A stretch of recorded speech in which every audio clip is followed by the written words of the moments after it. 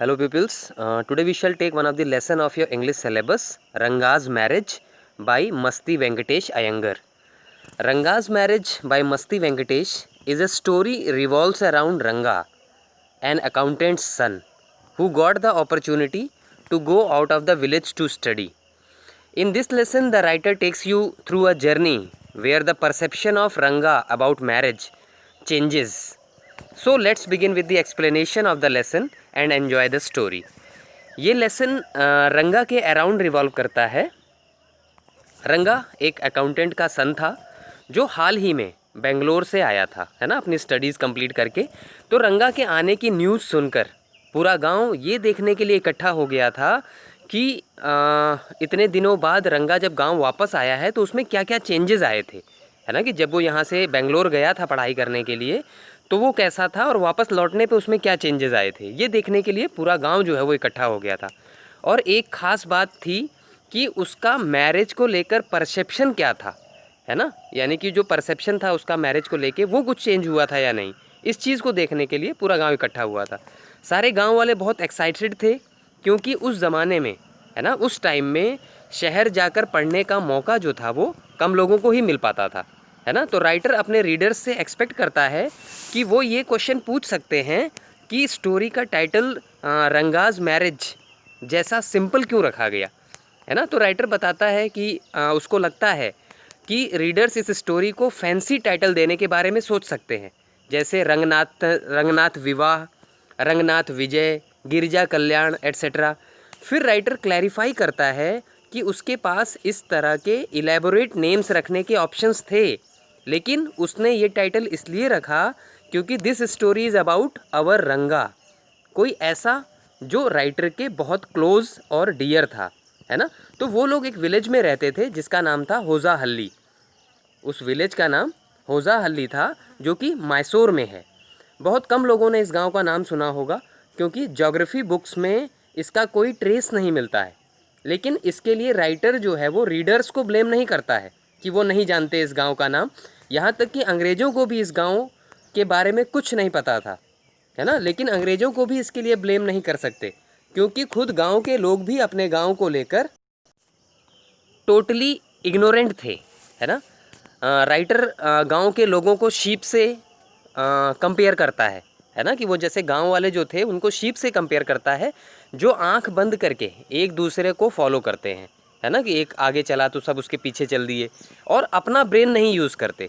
Writer इस गांव के मैप पर ना होने के लिए कार्टोग्राफर को भी ब्लेम नहीं करता है ना। इसके बाद राइटर अपोलोजाइज़ करता है कि वो टॉपिक से डाइवर्ट हो गया, यानी कहाँ से हम लोगों ने शुरू किया और जो है वो कहानी कहीं और जाने लगी, तो अपोलोजाइज़ करता है कि मैं टॉपिक से डाइवर्ट हो गया।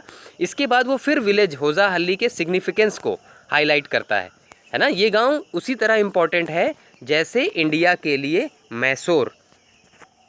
फिर next part of the story कि कारी गब्दू के लिए जैसे इंडिया के लिए मैसूर इम्पॉर्टेंट है, कारी गब्दू के लिए फेस्टिव मील इम्पॉर्टेंट है और फिलिंग इज़ टू कारी गब्दू, इसलिए राइटर फर्दर गांव की इम्पोर्टेंस को हाईलाइट नहीं करता है ना। केवल राइटर ही नहीं बल्कि डॉक्टर गुंडा भट्ट की सेम फीलिंग है ना। डॉक्टर ने बहुत सारी प्लेसेस विज़िट की हैं केवल इंग्लैंड को छोड़कर, यानी इंग्लैंड को छोड़कर उसने बहुत सारी प्लेसेस को विज़िट किया है, लेकिन फिर भी वो होजा हल्ली को ही लव और लाइक करता है ना। कोई outsider might contest this but the writer claims to stick to his opinion of the place. इसके बाद राइटर रीडर्स को अपने स्पेशल मैंगो ट्रीज़ के बारे में बताता है ना, जिसके मैंगोज़ स्पेशल क्वालिटी के लिए फेमस हैं। एक बार नरेटर उस मैंगो को घर ले गया था चटनी बनाने के लिए, और जिसने जिसने उस चटनी को खाया वो बैड कफ से परेशान हो गया। तब उसे होजा हल्ली के मैंगोज़ की क्वालिटी के बारे में पता चला जब वो ट्रीटमेंट के लिए डॉक्टर के पास गया, यानी जब वो ट्रीटमेंट के लिए डॉक्टर के पास गया तब उसे होजा हल्ली के मैंगोज़ की जो स्पेशल क्वालिटी थी उसके बारे में पता चला। नरेटर अपने रीडर्स से भी उस मैंगो की एक बाइट लेने के लिए कहता है कि कभी अगर अपॉर्चुनिटी मिले तो एक बार उस मैंगो की बाइट लीजिएगा।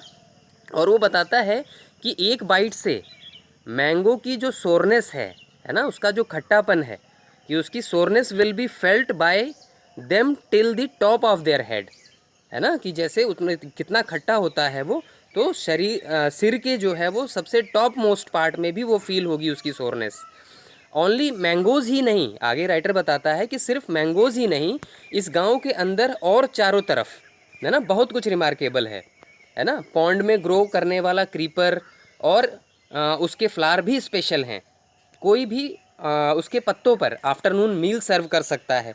आपको बस इतना करना है कि पॉन्ड में जब आप बाथिंग के लिए जाएं, तो पॉन्ड में जब आप बाथिंग के लिए जाएं तो उसके 2 पत्ते लेते आए, है ना। तो विलेज की इतनी प्रेज़ करने के बाद नरेटर कहता है कि अगर किसी को उसका विलेज विज़िट करना हो तो वो राइटर से कांटेक्ट कर सकता है ना। कि किसी को जैसे अगर वो विलेज विज़िट करना हो होजा हल्ली, तो वो राइटर से कांटेक्ट कर सकता है। राइटर उन्हें विलेज तक पहुंचने में हेल्प करेगा, है ना। यहाँ तक कि राइटर ये फील करता है कि किसी प्लेस को जानने के लिए उसे विज़िट करने से बेटर जो है वो कोई वे नहीं हो सकता। इसके बाद नरेटर प्रेजेंट सिचुएशन को 10 ईयर्स पहले से कंपेयर करता है ना। जब उस गांव में इंग्लिश स्पीकिंग वाले लोग बहुत कम या रेयर थे, है ना। और ना ही लोग अपने बच्चों को पढ़ने के लिए बेंगलोर जैसे बिग सिटीज़ में भेजते थे। उस समय सिर्फ विलेज अकाउंटेंट ने ये करेज दिखाया था और अपने बेटे को पढ़ने के लिए बेंगलोर भेजा था। तो ऑथर के अकॉर्डिंग वो समय बहुत सिंपल था, है ना। अपनी इस बात को राइटर एक इंसिडेंट से जस्टिफाई करता है। वो बताता है कि एक बार जब वो रामा राव के घर पर था, है ना, एक नेबर रहा होगा उनका रामा राव, तो उनके घर पर था, तो उन लोगों ने एक ओल्ड लेडी से फायरवुड का एक बंडल ख़रीदा, है ना। फायरवुड का एक बंडल ख़रीदा और तो रामा राव ने उस लेडी से, जो ओल्ड लेडी थी, उसको पैसे के लिए नेक्स्ट मॉर्निंग आने के लिए कहा कि जैसे क्योंकि अब रीज़न क्या था क्यों उसने जो है नेक्स्ट मॉर्निंग बुलाया। नेक्स्ट मॉर्निंग इसलिए बुलाया कि जो है रामा राव ने उससे कहा कि उसके पास चेंज नहीं था, है ना। अब उस पुअर ओल्ड लेडी को नहीं पता था कि चेंज क्या होता है ना, चेंज की मीनिंग क्या होती है। और वो अपने आप से कुछ विस्परिंग करती हुई वहाँ से चली गई। नरेटर को भी, यहाँ तक कि नरेटर को भी इसकी मीनिंग नहीं पता थी कि चेंज की क्या मीनिंग होती है। नरेटर इसके बाद रंगा के घर गया और तब उसे इसकी मीनिंग पता चली। 10 साल पहले इस गांव में इंग्लिश कॉमनली स्पोकन नहीं थी, है ना। यानी होजा हल्ली गांव में 10 साल पहले अगर कंपेयर किया जाए तो इंग्लिश जो है वो कॉमनली स्पोकन नहीं थी। जब गांव वालों को पता चला कि रंगा बेंगलोर से पढ़कर वापस आ रहा है तो वो सब एक्साइटेड हो गए और सब रंगा को एक ग्लांस देखने के लिए इसके घर पर इकट्ठा हो गए, है ना। जब गांव वाले इस चीज़ से अवेयर हुए कि रंगा जो है वो बेंगलोर से पढ़कर वापस आ रहा है, तो वो सब एक्साइटेड हो गए और सब रंगा को एक ग्लांस देखने के लिए उसके घर पर इकट्ठा हो गए। भीड़ को देखकर नरेटर भी फैसिनेट हुआ और वो भी वहाँ गया और पूछा कि वो लोग वहाँ क्यों इकट्ठा हो रहे हैं, जबकि वहाँ कुछ भी एंटरटेनिंग नहीं दिख रहा था। कि जैसे कोई मंकी जो है वो परफॉर्म, है ना, कि जैसे कोई अगर मंकी डांस वगैरह चल रहा हो, मंकी परफॉर्म कर रहा हो तो इतनी भीड़ समझ में आती है। तो जब ऐसा कुछ एंटरटेनिंग नहीं दिख रहा है तो फिर यहाँ इतनी भीड़ क्यों लगी है ना। तो एक लड़का जो है वो पागल सा जैसे बहुत ज़ोर ज़ोर से चिल्ला चिल्ला के जो है वो लोगों को वहाँ पे इकट्ठा कर रहा था कि जो है आओ ये देखो जो है वो रंगा बेंगलोर से पढ़कर आ गया है ना।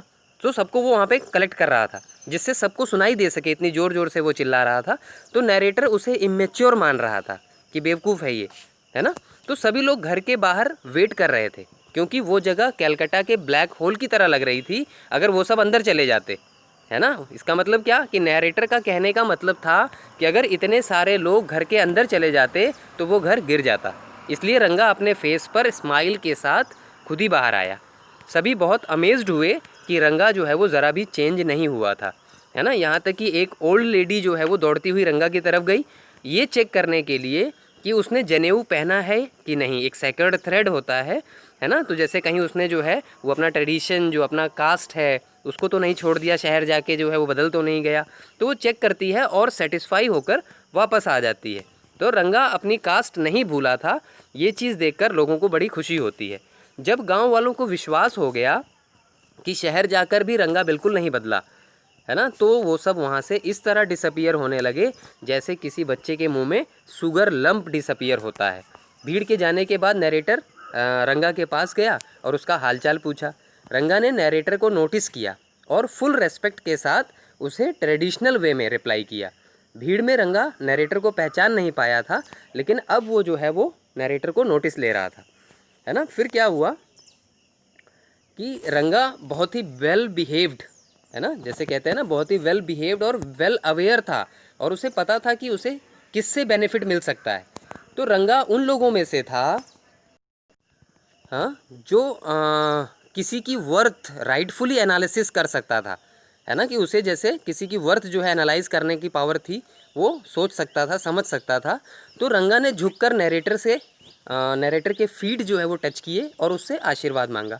पैर छूने का ये प्रोसेस आजकल के बच्चों की तरह कैजुअल नहीं था, जो पैर छूना एक फॉर्मेलिटी समझते हैं। तो नरेटर ने रंगा को आशीर्वाद दिया कि उसकी शादी जो है वो जल्दी हो जाए, है ना, और वहाँ से चला गया। उसी आफ्टरनून रंगा कुछ ऑरेंजेस के साथ, है ना, सेम आफ्टरनून कुछ ऑरेंजेस के साथ नरेटर के घर गया। ये नरेटर को बहुत अच्छा लगा, उसने सोचा रंगा कितना अच्छा लड़का है, और नरेटर ने सोचा कि इसकी शादी भी इसी तरह की एक अच्छी लड़की से होनी चाहिए। तो रंगा और नरेटर आपस में कुछ देर तक बात करते रहे।